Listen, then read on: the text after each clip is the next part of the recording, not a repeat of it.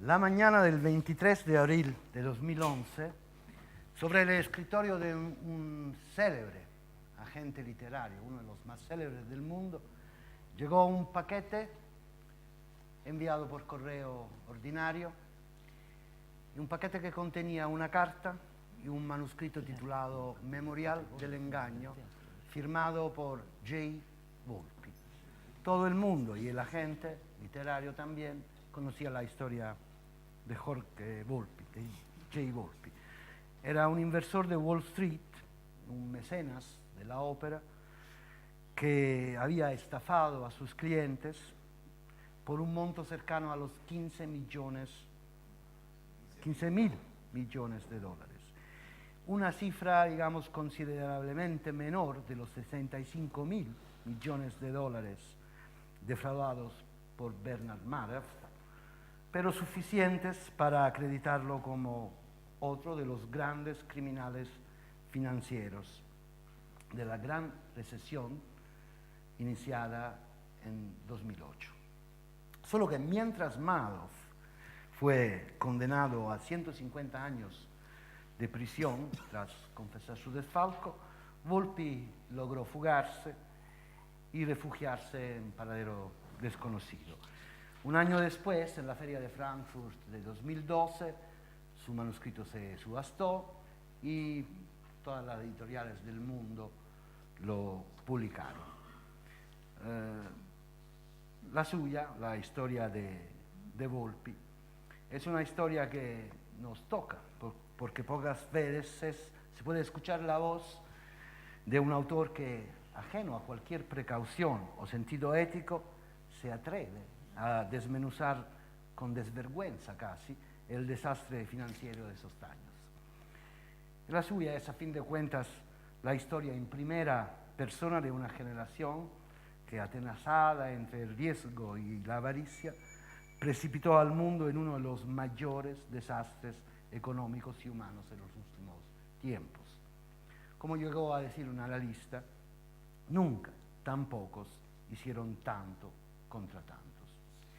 Sin embargo, señoras y señores, gracias al trabajo de los periodistas de la revista Anfibia de la Universidad San Martín y con la ayuda de los servicios secretos de inteligencia albaneses y costarricenses, podemos anunciarles que por fin logramos ubicar Mr. J. Volpi y convencerlo a estar con nosotros esta noche. En estos años de clandestinidad, Mr. Volpi, en su paradero desconocido, ha aprendido a hablar en castellano y podremos interrogarlo en vivo y sin intérprete sobre su experiencia. Señoras y señores, con ustedes, J. Volpi.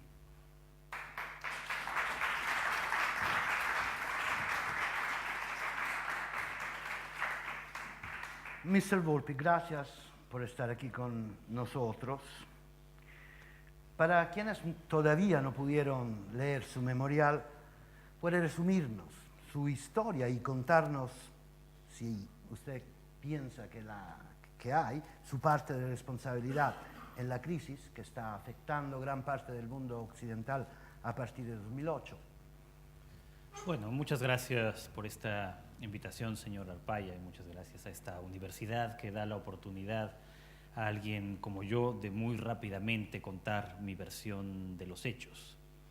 Yo simplemente querría decir que soy un hombre de negocios, un inversionista, que no he hecho a lo largo de mi vida más que hacer mi trabajo, el trabajo que hacemos todos nosotros, que es enriquecernos y enriquecer a nuestros clientes.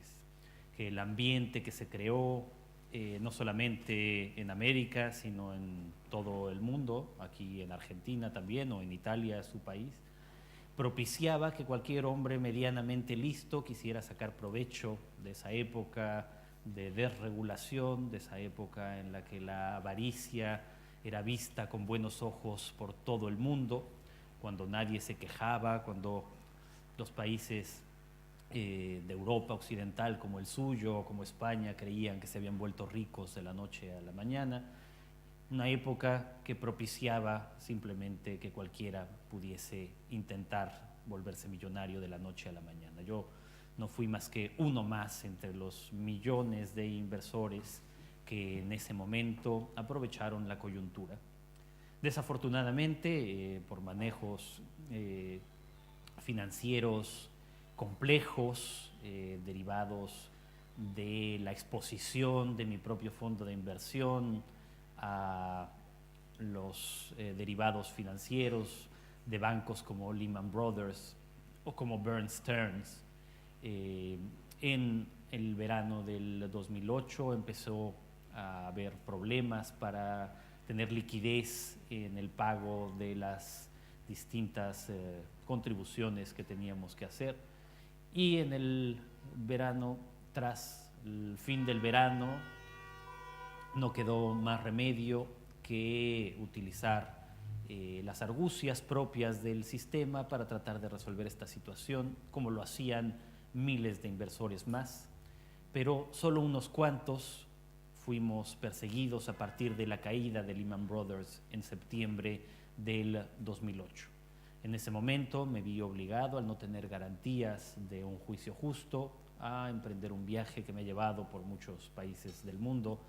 Ahora estas horas en Argentina, porque como usted se imaginará tendré que irme muy pronto para evitar que la Interpol siga mis pasos hasta aquí.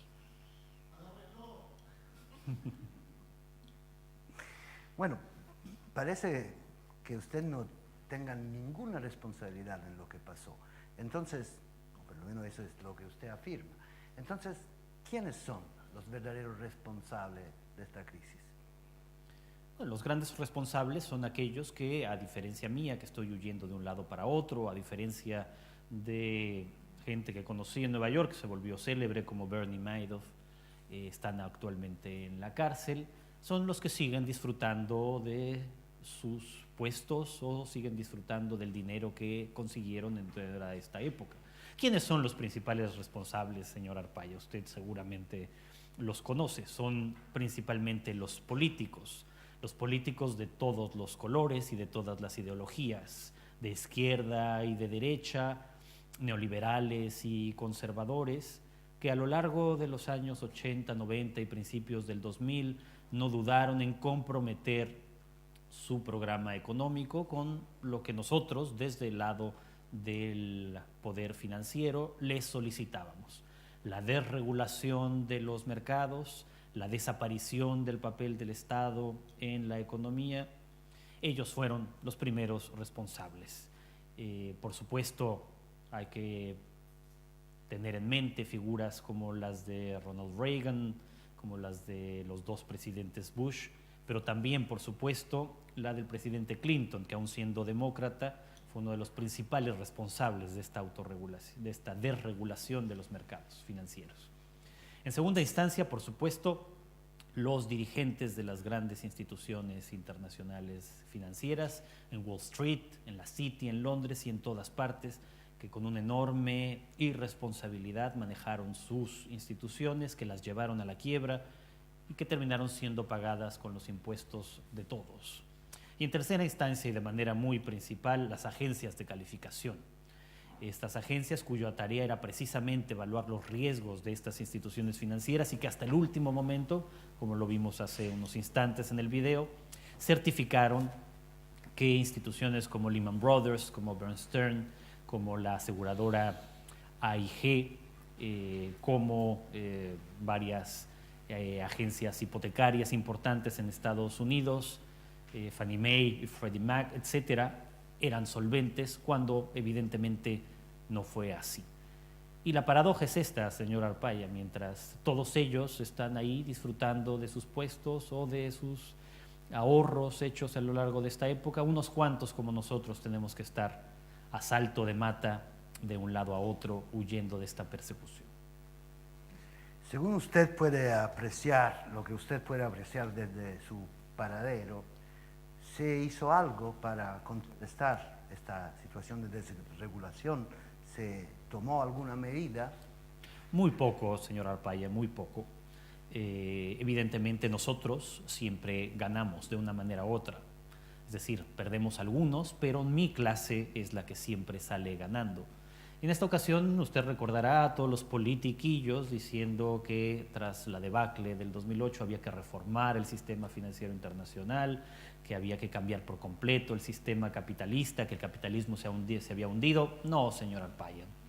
En realidad el sistema tuvo unos cuantos parches puestos por aquí y por allá, por el presidente Obama, por ejemplo, pero fuera de eso el sistema sigue siendo esencialmente el mismo. Cuando la crisis se iba aproximando, Mr. Volpi, nadie la vio. Es posible que los economistas y la economía, que se pretende ser una disciplina científica, no avisó, no se dio cuenta de lo que iba a pasar. ¿Usted opina que la economía sea una disciplina científica, una ciencia? ¿Qué opina usted al respecto? Bueno, aquí le diré dos cosas, señor Arpaya. Primero, lo de que nadie vio que venía el estallido de esta burbuja financiera inmobiliaria. Bueno, eso no lo cree nadie, excepto la opinión pública de sus países falsamente democráticos. En realidad, todos los que estábamos en el sistema sabíamos que estábamos en una burbuja financiera, en una burbuja inmobiliaria, y simplemente no sabíamos cuándo iba a estallar. Nuestra principal intención era mantenernos ahí hasta el momento final, tratando no solamente de obtener ganancias, sino de resolver la situación de nuestros propios negocios hasta el último instante.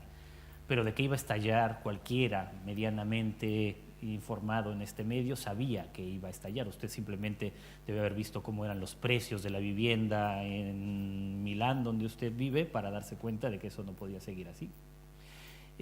Ahora, que si la economía es una ciencia, yo soy economista, esa es mi formación, y simplemente lo que yo podría decirle es que lo terrible es que la economía parezca ser una ciencia, parezca que cada una de las decisiones que toman los ministros de finanzas y los dirigentes financieros en todo el mundo se basan en postulados científicos, cuando comprobamos día con día que en realidad se basan en postulados ideológicos y políticos para servir a sus intereses, es decir, a nuestros intereses.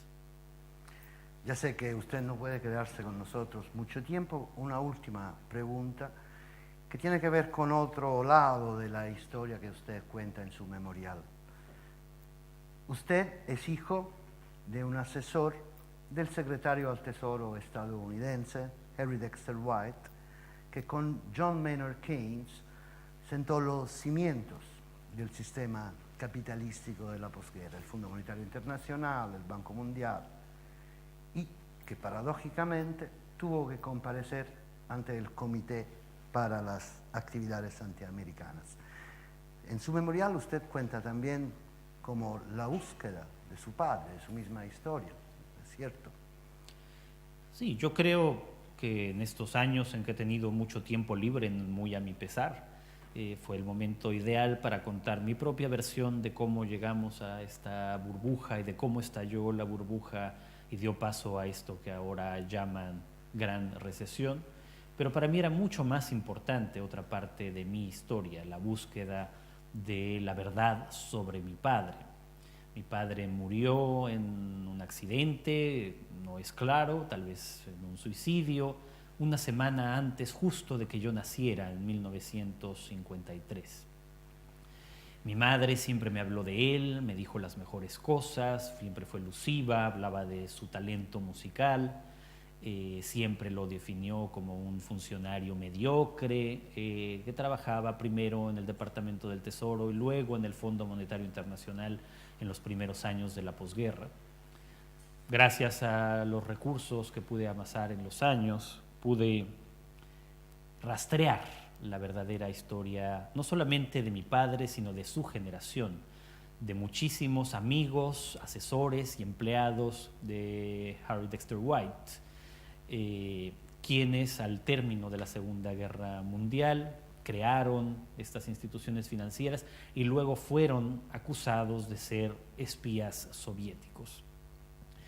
Y mi libro cuenta precisamente hasta dónde llegaron mis investigaciones sobre mi padre. Pero bueno, le voy a confesar aquí antes de irme, porque ya no tengo mucho tiempo. mis asesores me dicen que no puedo estar más de 15 minutos en público en cualquier lugar, que es el tiempo más o menos que tarda en llegar la noticia a la Interpol, aunque bueno, con el tránsito que había ahora aquí en Buenos Aires seguramente tendré otra media hora más. Y decirle entonces lo más paradójico de este asunto. A mí me acusan de haber sido alguien que engañó a miles de personas y en realidad cuando yo descubrí la verdadera historia de mi padre, terminé dándome cuenta de que el mayor engañado fui yo mismo. Le agradezco, señor Volpi. Pero le quiero decir una cosa, no me asusto. Me di cuenta de que usted sabe muchas cosas sobre mí, dónde vivo y dónde cosas. Yo no me asusto, yo vengo de Nápoles, que usted lo sepa. Thank you. No, Mr. sé muchas Volpi. cosas sobre usted porque creo que podemos hacer algunos buenos negocios con la basura en Nápoles. Thank you, Mr. Volpi. You're welcome.